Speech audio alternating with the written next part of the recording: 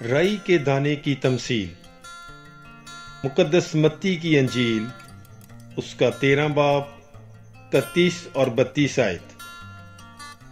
उसने एक और तमसील उनके सामने पेश करके कहा कि आसमान की बादशाही राई के दाने की मानद है, जिसे किसी आदमी ने लेकर अपने खेत में बो दिया। वो सब बीजों से छोटा तो है, लेकिन जब बढ़ जाता है तो सब तरकारियों से बड़ा और ऐसा पौधा हो जाता है कि आसमान के परिंदे आकर उसकी डालियों पर बसेरा करते हैं। पाक कलाम के पढ़े और सुने जाने पर खुदावंद की बरकत हो, खुदा का शुक्र हो। God bless you. Bible is life.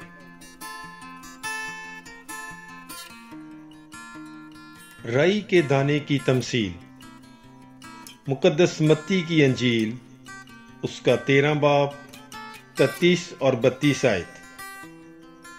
उसने एक और तमसील उनके सामने पेश करके कहा कि आसमान की बादशाही राई के दाने की मानद है, जिसे किसी आदमी ने लेकर अपने खेत में बो दिया।